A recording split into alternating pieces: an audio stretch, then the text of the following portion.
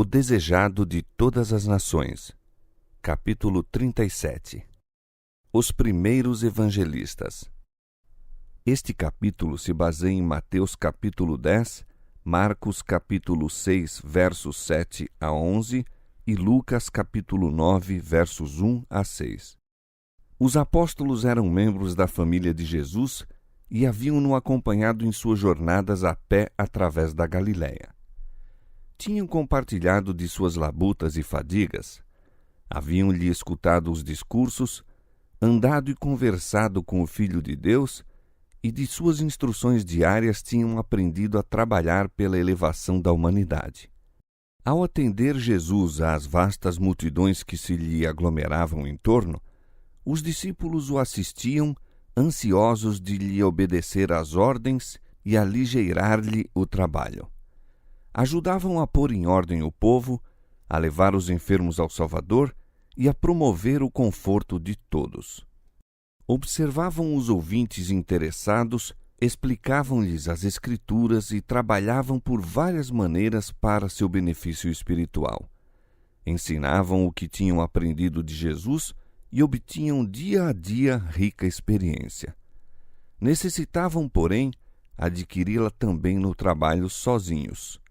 Careciam ainda de muita instrução, grande paciência e ternura.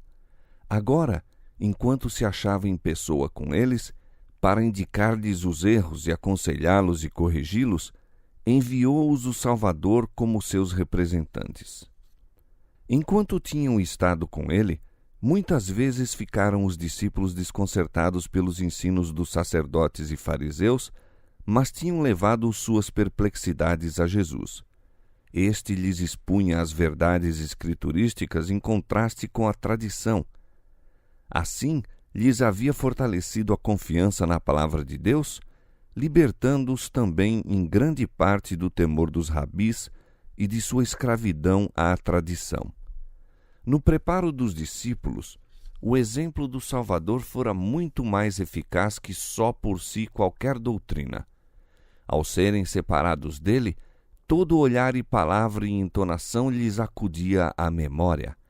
Muitas vezes, quando em conflito com os inimigos do Evangelho, repetiam-lhe as palavras e, ao verem o efeito produzido sobre o povo, muitos se regozijavam.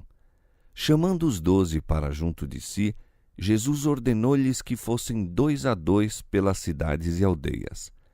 Nenhum foi mandado sozinho, mas irmão em companhia de irmão, amigo ao lado de amigo.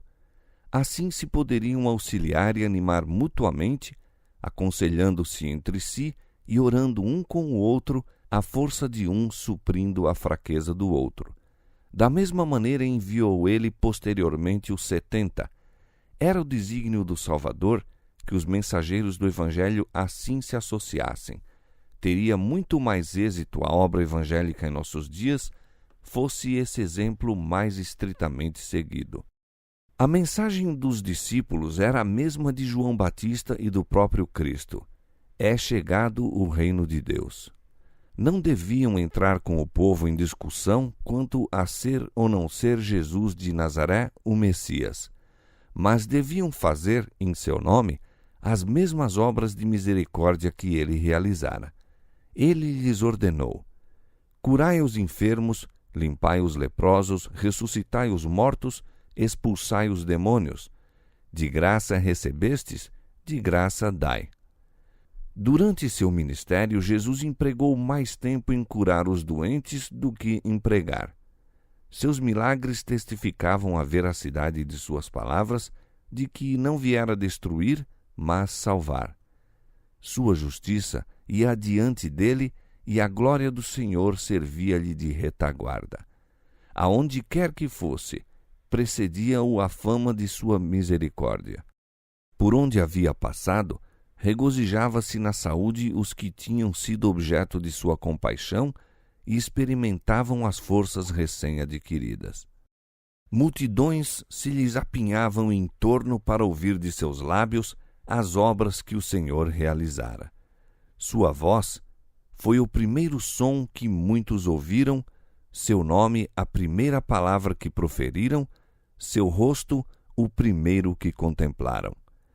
Por que não amariam a Jesus proclamando-lhe o louvor? Ao passar ele pelas cidades e aldeias, era como uma corrente vital, difundindo vida e alegria por onde quer que fosse.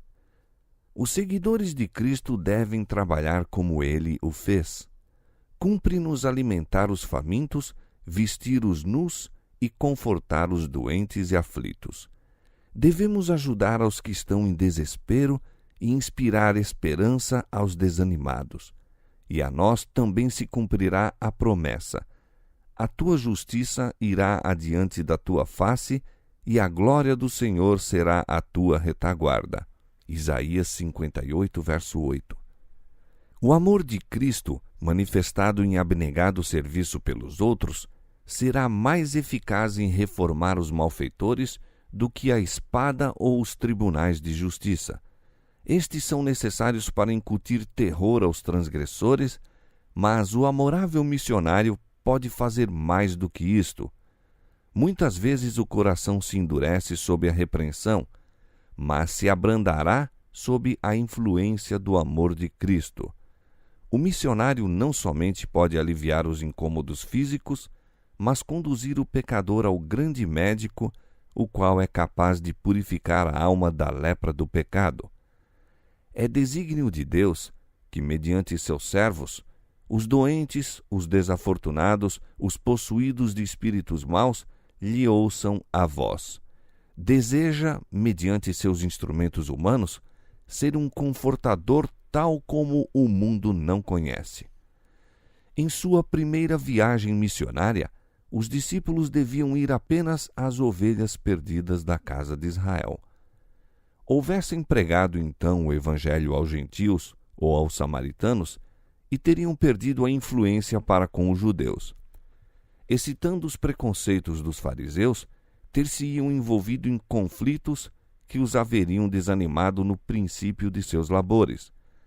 Mesmo os apóstolos eram tardios em compreender que o evangelho devia ser levado a todas as nações.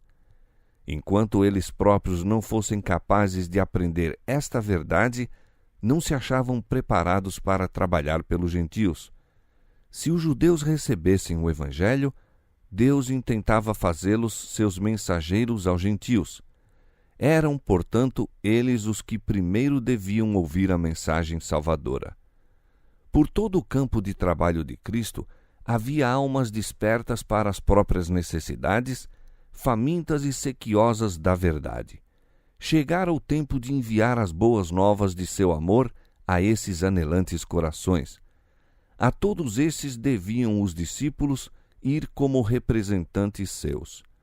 Os crentes seriam assim levados a considerá-los mestres divinamente designados, e quando o Salvador lhes fosse tirado, não seriam deixados sem instrutores. Nessa primeira viagem, os discípulos só deviam ir aos lugares em que Jesus já estivera antes e onde fizera amigos. Seus preparativos de viagem deviam ser os mais simples. Não deviam permitir que coisa alguma lhes distraísse o espírito de sua grande obra, nem de maneira nenhuma excitar a oposição e fechar a porta ao trabalho posterior. Não deviam adotar o vestuário dos mestres religiosos, nem usar no traje coisa alguma que os houvesse de distinguir dos humildes camponeses. Não lhes convinha entrar nas sinagogas e convocar o povo para serviço público. Seu esforço devia se desenvolver no trabalho feito de casa em casa.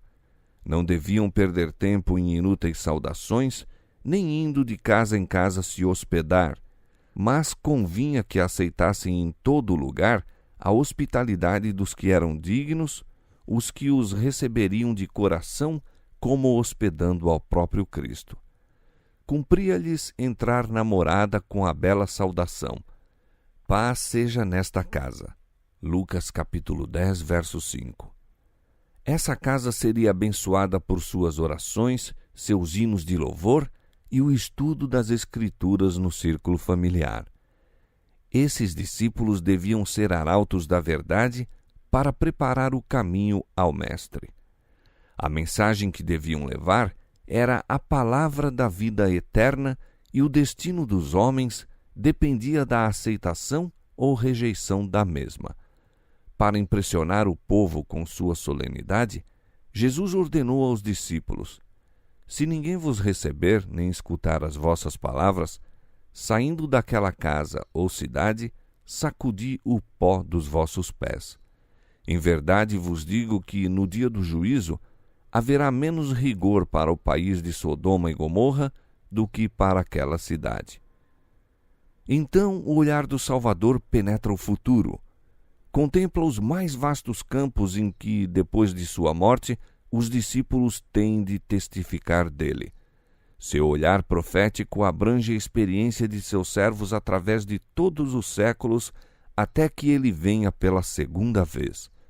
Mostra a seus seguidores o conflito que hão de encontrar. Revela o caráter e plano da batalha. Desenrola perante eles os perigos que terão de enfrentar, a abnegação que lhes será necessária. Deseja que calculem o custo, a fim de não serem tomados de surpresa pelo inimigo. Sua luta não tem de ser travada contra a carne e o sangue, mas contra os principados, contra as potestades, contra os príncipes das trevas deste século, contra as hostes espirituais da maldade nos lugares celestiais. Efésios capítulo 6, verso 12. Tem de contender contra forças sobrenaturais, mas é-lhes assegurado sobrenatural auxílio. Todos os espíritos celestes se acham nesse exército, e mais que anjos estão nas fileiras. O Espírito Santo, o representante do capitão do exército do Senhor, desce para dirigir a batalha. Muitas podem ser nossas fraquezas, pecados e erros graves, mas a graça de Deus é para todos quantos a buscam em contrição. O poder da onipotência acha-se empenhado em favor dos que confiam em Deus. Eis, disse Jesus, que vos envio como ovelhas ao meio de lobos. Portanto, sede prudentes como as serpentes e simples como as pombas. Cristo mesmo nunca suprimiu uma palavra da verdade, mas sempre a proferiu com amor. Exercia o máximo tato e cuidadosa, benévola atenção em seu trato com o povo. Nunca foi rude, nunca proferiu desnecessariamente uma palavra severa, não ocasionou nunca, sem motivo, uma dor a uma alma sensível. Não censurava a fraqueza humana, denunciava sem temor a hipocrisia, a incredulidade e a iniquidade, mas tinha lágrimas na voz quando emitia suas esmagadoras repreensões. Chorou sobre Jerusalém, a cidade amada, que o recusava receber a ele o caminho, a verdade e a vida. Rejeitaram-no a ele, o Salvador, mas olhava-os com piedosa ternura e com tão profunda dor que lhe partiu o coração. Toda a alma era preciosa aos seus olhos. Conquanto se portasse sempre com divina dignidade, inclinava-se com a mais terna consideração para todo membro da família de Deus. Via em todos os homens almas caídas que era sua missão salvar. Os servos de Cristo não devem agir segundo os naturais ditames do coração. Precisam de íntima comunhão com Deus, a fim de que, sob provocação, o próprio eu não assome e despejem uma torrente de palavras inconvenientes, palavras que não são como o orvalho ou como a chuva suave que refrigera as ressequidas plantas. É isto que Satanás quer que façam, pois são esses os seus métodos. É o dragão que está irado, é o espírito de Satanás que se revela em zanga e acusação. Mas aos servos de Deus, cumpre ser seus representantes. Ele quer que usem apenas a moeda corrente no céu, a verdade que lhe apresenta a imagem e inscrição. O poder com que tem de vencer o mal é o poder de Cristo. A glória dele, a sua força. devem fixar os olhos em sua beleza de caráter. Podem, então, apresentar o Evangelho com divino tato e suavidade. E o espírito que se conserva manso em face da provocação dirá mais em favor da verdade do que o fará qualquer argumento, por mais vigoroso que seja. Os que são lançados em conflito com os inimigos da verdade têm de enfrentar não somente homens, mas Satanás e seus instrumentos. Lembrem-se eles das palavras do Salvador: Eis que vos envio como ovelhas ao meio de lobos. Lucas capítulo 10, verso 3. Descansem no amor de Deus e o espírito permanecerá calmo mesmo quando pessoalmente maltratados. O Senhor os revestirá de divina armadura. Seu Santo Espírito há de influenciar a mente e o coração, de modo que a voz não se lhes assemelhe ao uivo dos lobos. Continuando as instruções aos discípulos, Jesus disse: Acautelai-vos, porém, dos homens. Não deviam pôr implícita confiança naqueles que não conheciam a Deus, revelando-lhes seus desígnios, pois isso daria vantagem aos instrumentos de Satanás. As invenções humanas fazem muitas vezes malograr os planos de Deus. Os que constroem o templo do Senhor devem fazê-lo em harmonia com o modelo mostrado no monte, a semelhança divina. Deus é desonrado e o Evangelho traído quando seus servos confiam no conselho de homens que não se acham sob a direção do Espírito Santo. A sabedoria mundana é loucura diante de Deus. Os que nela se apoiarem hão de, com certeza, errar. Eles vos entregarão aos sinédrios e sereis até conduzidos à presença dos governadores e dos reis por causa de mim, para lhes servir de testemunho a eles e aos gentios. A perseguição difundirá a luz. Os servos de Cristo serão conduzidos perante os grandes do mundo, os quais, a não ser assim, talvez nunca ouvissem o Evangelho. A verdade tem sido desfigurada diante desses homens. Têm ouvido falsas acusações a respeito da fé dos discípulos de Cristo. Muitas vezes, a única maneira em que podem chegar ao conhecimento de seu verdadeiro caráter é o testemunho dos que são levados a julgamento por causa de sua fé. Sob interrogatório, é-lhes exigido responder e seus juízes têm de escutar o testemunho apresentado. A graça de Deus será concedida a seus servos para que possam fazer face à emergência. Naquela mesma hora, disse Jesus, vos será ministrado o que haveis de dizer. Porque não sois vós quem falará, mas o Espírito de vosso Pai é quem fala em vós. Ao iluminar o Espírito de Deus a mente de seus servos, a verdade será apresentada em seu divino poder e preciosidade. Os que rejeitam a verdade se erguerão para acusar e oprimir os discípulos. Mas em presença de preconceito e sofrimento, e mesmo da morte, cumpre aos filhos do Senhor revelar a mansidão de seu divino exemplo. Assim se verá o contraste entre os instrumentos de Satanás e os representantes de Cristo. O Salvador será erguido perante os governadores e o povo. Os discípulos não foram revestidos da coragem e fortaleza dos mártires, senão quando essa graça se tornou necessária. Então se cumpriu a promessa do Salvador.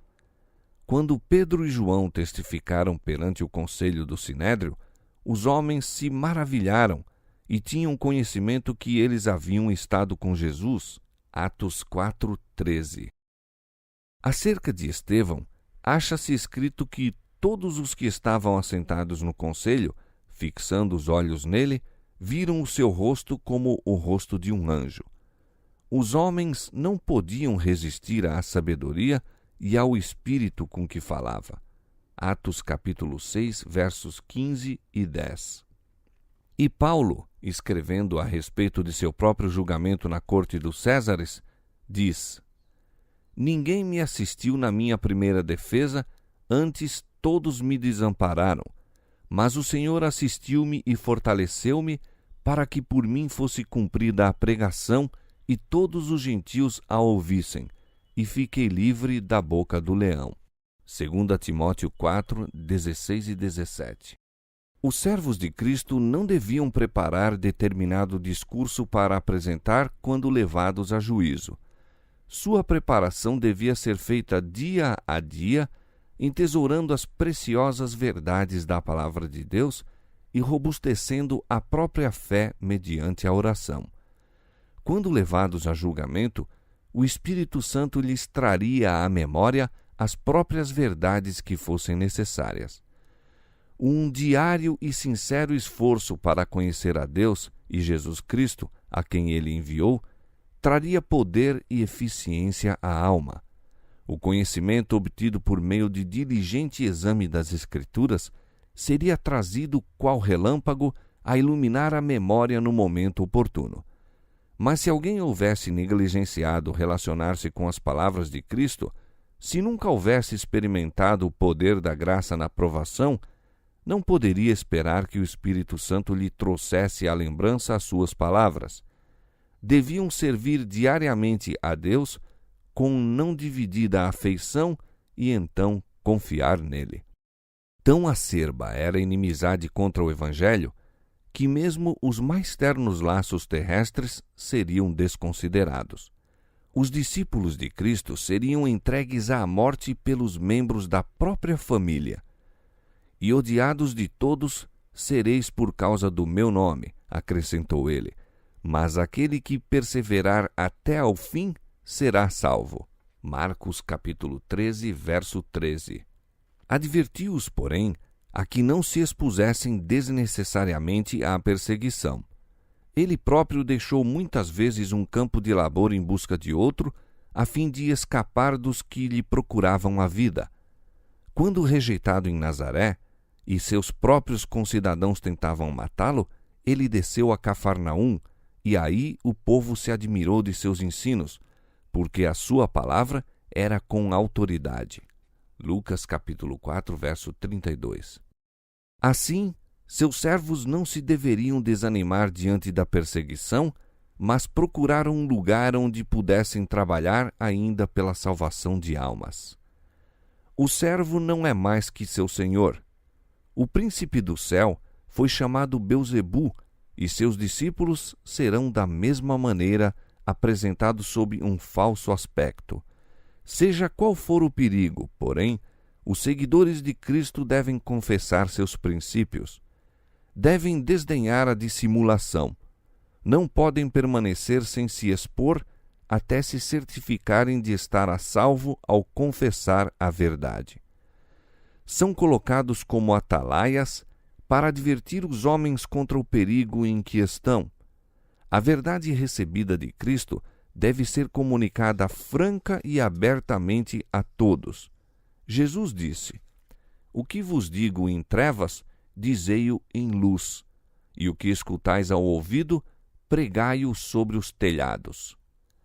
O próprio Jesus não comprou nunca a paz mediante transigências. O coração transbordava-lhe de amor por toda a raça humana, mas nunca era condescendente para com seus pecados. Era muito amigo deles para permanecer em silêncio enquanto prosseguiam numa direção que seria a ruína de sua alma, a alma que ele comprara com seu próprio sangue.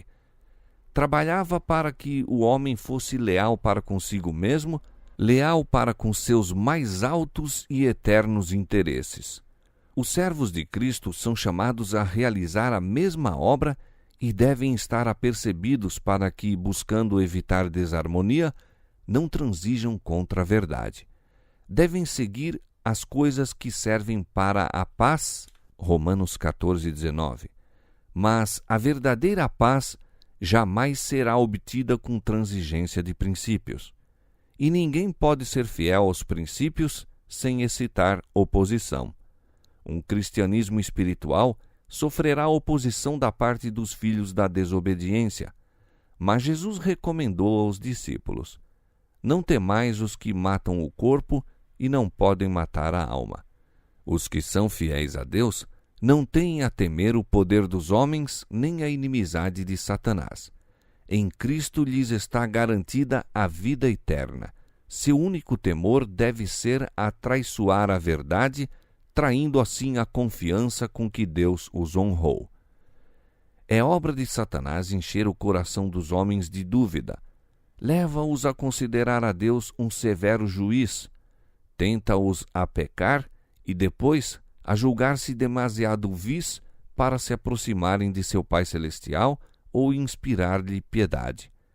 O Senhor compreende tudo isso. Jesus garante a seus discípulos a simpatia de Deus para com eles em suas necessidades e fraquezas. Nenhum suspiro se desprende, nenhuma dor é sentida, desgosto algum magoa a alma sem que sua vibração se faça sentir no coração do Pai. A Bíblia apresenta-nos Deus em seu alto e santo lugar, não em estado de inatividade, nem em silêncio e isolamento, mas rodeado de milhares e milhões de seres santos, todos à espera para lhe cumprir a vontade. Por meios que não nos é dado discernir, acha-se ele em ativa comunicação com todas as partes de seu domínio. É, porém, neste mundo minúsculo, nas almas para cuja salvação deu seu Filho unigênito, que se centraliza o seu interesse, bem como o de todo o céu. Deus se inclina de seu trono para escutar o clamor do oprimido.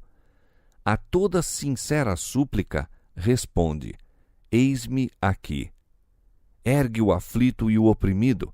Em todas as nossas aflições, é ele afligido também. Em toda tentação e em toda prova, o anjo de sua face perto está para livrar. Nem mesmo um passarinho cai por terra sem o conhecimento do Pai. O ódio de Satanás contra Deus o leva a odiar todo o objeto de amor do Salvador. Busca manchar a obra de Deus e deleita-se em destruir até os mudos irracionais. É unicamente mediante o protetor cuidado de Deus que os pássaros são conservados para alegrar-nos com seus cânticos de júbilo. Ele não os esquece nem aos menores passarinhos.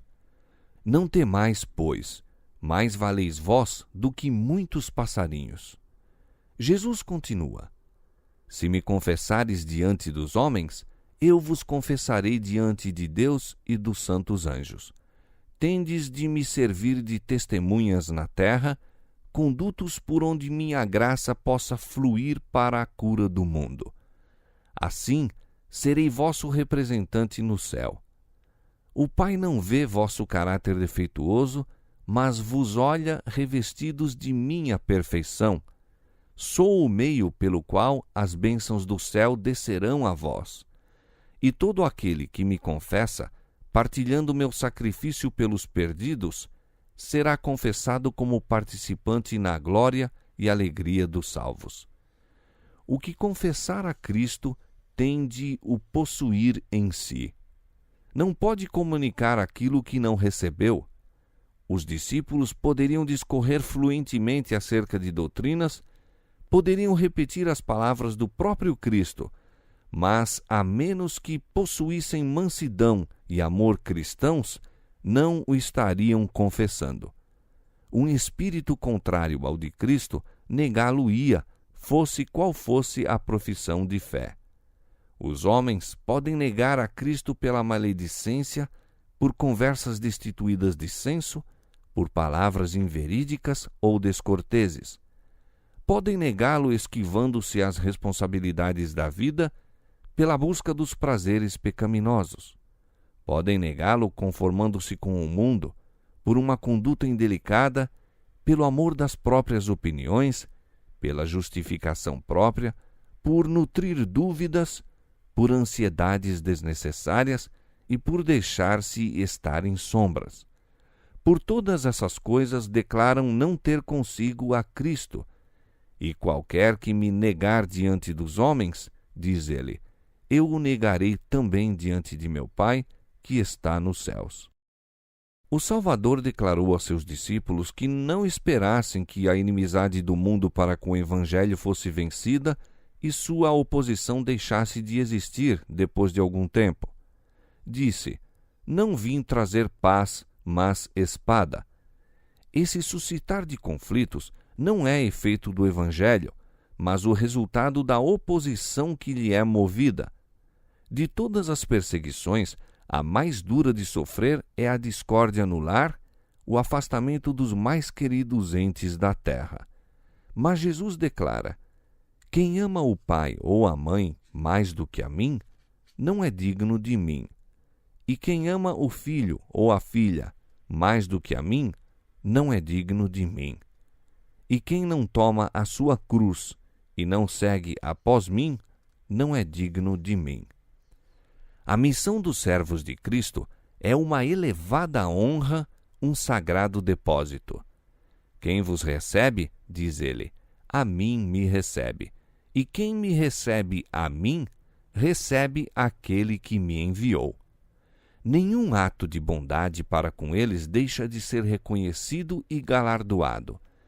E no mesmo reconhecimento, inclui ele os mais fracos e humildes da família de Deus. E qualquer que tiver dado só que seja um copo de água fria a um destes pequenos, os que são quais crianças na fé e no conhecimento de Cristo, em nome de discípulo, em verdade vos digo que de modo algum perderá o seu galardão. Assim terminou o Salvador suas instruções. Em nome de Cristo, saíram os 12 escolhidos, como ele mesmo fizera, a evangelizar os pobres, a curar os quebrantados de coração, a apregoar liberdade aos cativos, a dar vista aos cegos, a pôr em liberdade os oprimidos, a anunciar o ano aceitável ao Senhor. Lucas capítulo 4, versos 18 e 19.